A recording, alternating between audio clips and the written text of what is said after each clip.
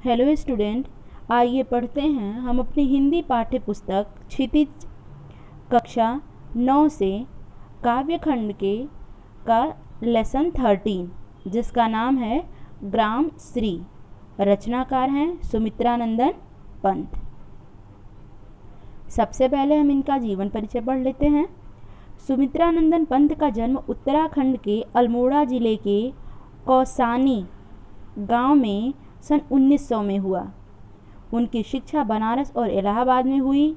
आज़ादी के आंदोलन के दौरान महात्मा गांधी के आह्वान पर अर्थात उनके आग्रह पर और उनके बुलाने पर उन्होंने कॉलेज छोड़ दिया। छायावादी कविता के प्रमुख स्तंभ रहे सुमित्रानंदन पंत का काव्य क्षितिज 1916 से 1977 तक फैला है। सन 1977 में उनका देहावसान हो गया। वे अपनी जीवन दृष्टि के विभिन्न चरणों में छायावाद, प्रगतिवाद एवं अरविंद दर्शन से प्रभावित हुए। अरविंद दर्शन का तात्पर्य है कि उस वक्त जितनी भी घटनाएं घटती थी उसे नज़दीक से देखने और उसे स्मरण करने व उसे अपने लेखनी में उतारने का कार्य उन्होंने बहुत ही दार्शनिकता रूप से किया। वीणा, ग्रंथि, गुंजन, ग्राम्य, पल्लव, युगांत, स्वर्ण किरण, स्वर्णधूलि, कला और बूढ़ा चांद, लोकायतन, चिदंबरा आदि इनकी प्रमुख काव्य कृतियाँ हैं। उन्हें साहित्य अकादमी पुरस्कार, भारतीय ज्ञानपीठ पुरस्कार एवं सोवियत लैंड नेहरू पुरस्कार से सम्मानित किया गया। पंत की कविता में प्रकृति और मनुष्य के अंतरंग संबंधों की पहचान है। उन्होंने आधुनिक हिंदी कविता को एक नवीन अभिव्यंजना पद्धति एवं काव्य भाषा में समृद्ध किया। भावों की अभिव्यक्ति के लिए सटीक शब्दों के चयन के कारण उन्हें शब्द शिल्पी कवि कहा जाता है। शब्द शिल्पी कवि कहे जाने से तात्पर्य यहाँ पर है कि जैसा वातावरण होता था, जैसा वहाँ का पर्यावरण होता था, उसी प्रकार से उन्हें अभिव्यक्त करने के लिए वे अपने काव्य में ऐसे शब्दों का चयन करते थे। उसी के कारण इन्हें शब्द शिल्पी भी कहा जाता है। क्वेश्चन अगर यहाँ से बनता है कि किस कवि को शब्द शिल्पी कवि कहा जाता है तो आंसर में हमारा होगा सुमित्रानंदन पंत। ग्राम श्री कविता में पंत ने गांवों की प्राकृतिक सुषमा अर्थात सुंदरता और समृद्धि यानी संपन्नता, मनोहारी वर्णन, मन को आनंदित करने वाला वर्णन किया है। खेतों में दूर तक फैली हरियाली, फसलें, फल फूलों से लदी पेड़ों की डालियाँ और गंगा की सुंदर रेती कवि को रोमांचित करती है। रोमांचित अर्थात आह्लादित करती है, प्रसन्नचित करती है। उसी रोमांच की अभिव्यक्ति है यह कविता। प्रस्तुत कविता में यहाँ पर लेखक ने ग्राम श्री कविता से लिया गया है। वह जाड़े की समाप्ति तथा बसंत के आगमन के मौसम में एक पर्वतीय गांव की अनुपम प्राकृतिक उसकी शोभा और उसकी गतिशीलता का चित्रण प्रस्तुत किया है। अपने भावों के अनुरूप शब्दों का कलात्मक तरीके से चयन किया है। बस इन्हीं सब कारणों से इन्हें शब्द शिल्पी भी कहा जाता है। प्रस्तुत कविता में पंत जी ने कलात्मक प्रकृति वर्णन एवं सही सुचारू रूप से शब्दों का बहुत ही सुंदर उदाहरण दिया है तथा कविता के माध्यम से यहाँ कवि विभिन्न प्राकृतिक वस्तुओं सहित संपूर्ण ग्रामीण वातावरण का मानवीय अत्यंत सुंदर रीति से किया है। मानवीयकरण अर्थात मानव के गुणधर्म से जोड़ करके यहाँ पर लेखक ने अपने काव्य में सबकी अभिव्यंजना की है। तो आइए हम अपना पहला पैरा पढ़ते हैं। फैले खेतों में दूर तलक मखमल से कोमल हरियाली लिपटी जिसमें रवि की किरणें चांदी की सी उजली जाली। तिनकों के हरे हरे तन पर हिल हरित रुधिर है रहा झलक श्यामल भूतल पर झुका हुआ नभ का चीर निर्मल नील फलक। प्रस्तुत कविता में कवि सौंदर्यता का प्राकृतिक सौंदर्य का वर्णन करते हुए कहता है कि गांवों के खेतों में दूर दूर तक फसलों की कोमल और मखमली मुलायम हरियाली फैली हुई है और उस हरियाली पर पड़ने वाले सूर्य की किरणें इस प्रकार लिपटी हुई हैं जैसे प्रतीत हो रहा है कि कोई चांदी के समान सफ़ेद जाली उस पर लपेट करके फैला दिया हो। कवि कहते हैं कि तिनकों को हरे शरीर वाला बताते हुए कहते हैं, जो कि खेतों में हरे हरे तिनके निकले हुए हैं, तो उसके शरीर को बताते हुए कहते हैं कि धूप में हरे तन वाले इन तिनकों में हरियाली कुछ इस तरह समा गई है, ऐसा प्रतीत हो रहा है जैसे इनकी नसों में हरे रंग का खून झलक रहा हो।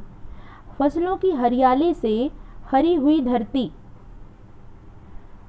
फसलों की हरियाली से हरी भरी धरती जो है, उसके ऊपर नीले रंग का आसमान कभी धूमिल पड़ने लगता है तो कभी एक छोर से दूसरे छोर तक मिला हुआ अर्थात झुका हुआ प्रतीत होता है, जैसे मानो नीचे झुककर वह धरातल को छू लेना चाहता है। प्रस्तुत पहले काव्य पंक्ति में कवि कहते हैं कि ऐसा प्रतीत हो रहा है जैसे धरती की शोभा को बढ़ाने के लिए उसकी हरियाली मखमल कोमलता के समान संपूर्ण पृथ्वी पर छाई हुई है और उस पर पड़ने वाले सूर्य की किरणें ऐसा प्रतीत हो रहा है जैसे किसी ने चांदी के सफ़ेद रंग की जाली को उस पर लपेट कर फैला दिया हो और उस खेतों में जो हरे हरे घास खड़े हैं, जो तिनके खड़े हैं, वो हवा के झोंकों से ऐसा प्रतीत हो रहा है जैसे उनके नसों नसों में हरे रंग का खून प्रवाहित हो रहा हो। श्यामल भूतल पर झुका हुआ, श्यामल यानी सांवले रंग का धूमिल आकाश जो है, ऐसा प्रतीत हो रहा है जैसे कि वो पृथ्वी को छूने के लिए लालायित है और झुका जा रहा है। वहीं दूसरे छोर पर देख रहे हैं तो वहाँ पर पृथ्वी और आकाश ऐसा प्रतीत हो रहा है जैसे वह आपस में मिले हुए हों। दूसरे काव्य पंक्ति में लेखक कहते हैं, रोमांचित सी लगती वसुधा, रोमांचित सी लगती वसुधा आई जो गेहूं में बाली, अरहर सनई की सोने की किंकिड़ियाँ हैं शोभाशाली, उड़ती भीनी तैलाक्त गंध फूली सरसों पीली पीली, लो हरित धरा से झांक रही नीलम की कली तीसी नीली। अब प्रस्तुत दूसरे पंक्ति में कवि कहते हैं कि प्रकृति की सौंदर्य को देखकर ऐसा प्रतीत हो रहा है जैसे पूरी धरती ही रोमांच से भर गई हो, प्रसन्नता से भर गई हो। इस कारण गेहूं और जौ के पौधों में नई नई कलियां तथा बालियां दिखाई दे रही हैं और अरहर और सनई की पकी फसलों में लगी हुई फलियां हवा के बीच में इस प्रकार से हिल रही हैं, बज रही हैं, ऐसा प्रतीत हो रहा है जैसे कोई उसमें चांदी का घुंघरू लगा दिया हो। वो सुनहरे दाने उसमें आ गए हैं, वे इस शोभा को इस प्रकार से बढ़ा रहे हैं, ऐसा प्रतीत हो रहा है कि जैसे धरती ने अपने कमर में सुंदर घुंघरुओं वाली करधनी को बांध लिया हो और फूली हुई सरसों के फूलों का रंग पीला हो गया है और उनसे निकलने वाली हवा भीनी भीनी तेल की सुगंध की भांति पूरे प्रकृति में फैली हुई हैं और खेतों की हरी हरी धरती से निकलने वाले नीले फूलों वाली तीसी के छोटे छोटे पौधे धरती के सौंदर्य को और भी बढ़ा रहे हैं और उसे निहार रहे हैं। हरी भरी धरती से झांक रहे हैं। जो तीसी के छोटे छोटे पौधे हैं, जो नीले नीले, जिनके सिर पर नीले नीले फूल लगे हुए हैं, ऐसा प्रतीत हो रहा है जैसे वो धरती से ऊंचाई तक झांक रहे हों। इस कारण मानो धरती पूरी तरह से प्रसन्नचित, रोमांचित और पुलकित हो गई है तथा विह्वल हो करके वह झूम रही है। तीसरे में देखते हैं, रंग रंग के फूलों में रिलमिल हंस रही सखियाँ मटर खड़ी, मखमली पेटियाँ सी लटकी, छिमियाँ छिपाए बीज लड़ी।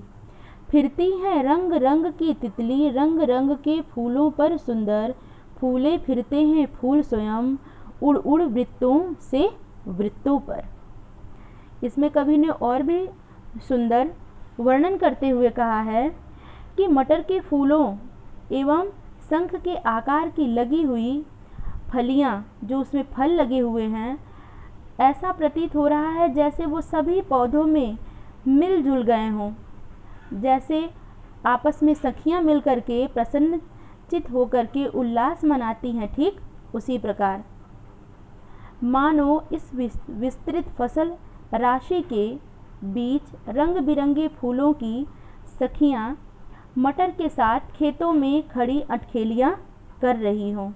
बीजों अर्थात मटर के दानों की जो छिमियां लगी हुई हैं, जो लड़ियां लगी हुई हैं, वो अपने मटर के दानों को अपने छिमियों में छुपाए मखमल की थैलियों के जैसे प्रतीत हो रहे हैं और लटक रहे हैं। खेतों के चारों ओर रंग बिरंगे फूल खिले हुए हैं।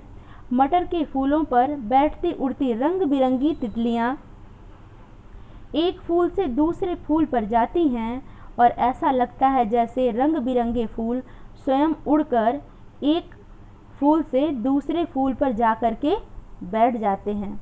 यह शोभा लेखक के आँखों को बहुत ही भा रही है और वह बहुत ही रोमांचित तरीके से इसका वर्णन कर रहा है। आगे अपने चौथे काव्य पंक्ति में कहते हैं कि अब रजत स्वर्ण मंजरियों से लद गई आम्र तरु की डाली, झर रहे ढाक पीपल के दल, हो उठी कोकिला मत वाली। महके कटहल मुकुलित जामुन, जंगल में झरबेरी झूली, फूले आड़ू नींबू दाड़िम, आलू गोभी बैगन मूली।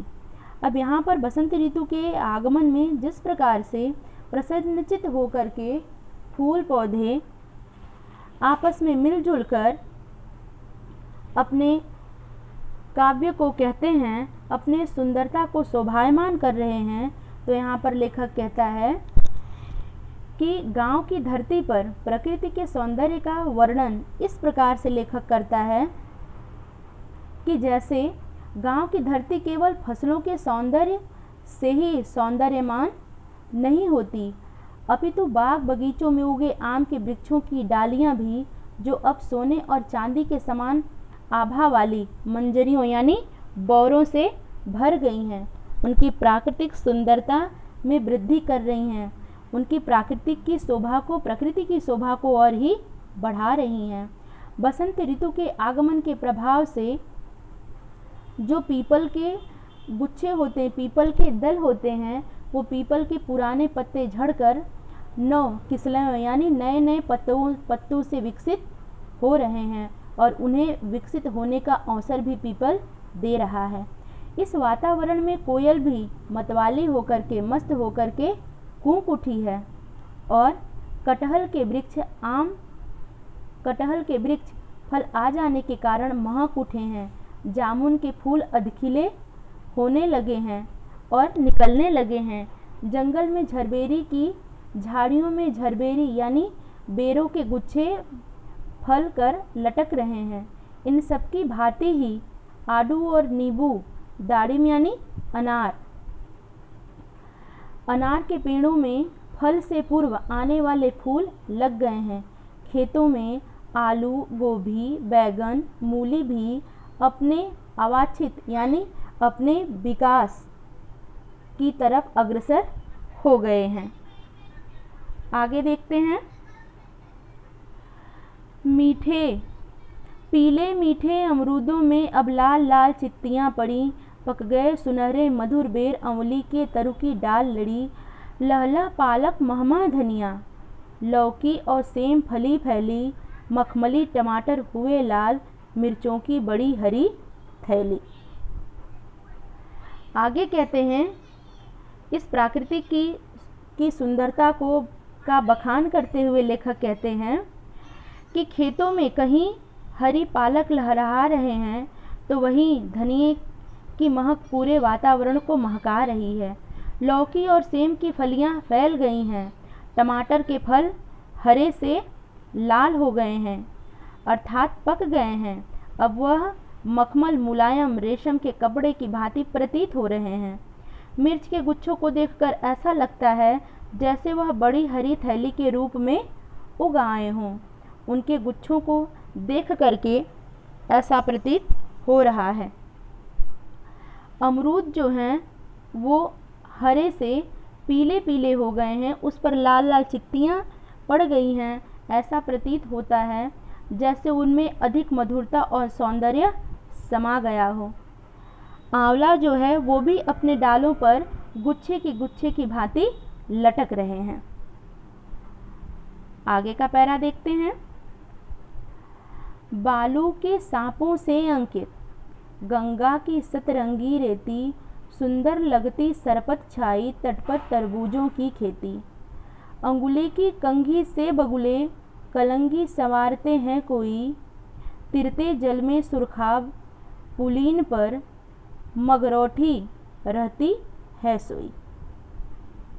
अब यहाँ पर लेखक ने गंगा के तट पर जो रेत पड़े हुए हैं उनका वर्णन करते हुए कहते हैं कि गंगा के तट की रेती जो सूर्य का प्रकाश पड़ने पर सतरंगी बनकर के चमक रही है, लहरों के जल से बालों पर बनने वाले, यानी जब लहर आती है और उस रेत को स्पर्श करके चली जाती है तो उस पर जो निशान बन जाते हैं, वो यहाँ पर लेखक उसे सांपों के चलने के निशान जैसा बता रहे हैं। उसके चारों ओर सरपत यानी घास पात की जो घनी झाड़ियाँ हैं और तट पर तरबूजों की जो खेती है वो उसकी सुंदरता और शोभा को और भी बढ़ा रही है। गंगा के जल में अपने एक पैर को उठा कर सिर खुजलाते हुए कलंगी संवारते हुए बगुले मानो जैसे वो अपने बालों में कंघी करते प्रतीत हो रहे हों। उस निरंतर बहते हुए प्रवाहमान जल में कहीं सुरखाब, एक चक्रवाती पक्षी होता है, वह तैर रहे हैं, तो कहीं किनारे पर मगरौठी जो एक प्रकार की चिड़िया होती है वह सोई हुई है और समस्त गंगा के तट के रेतीले भागों की शोभा को बढ़ा रही है।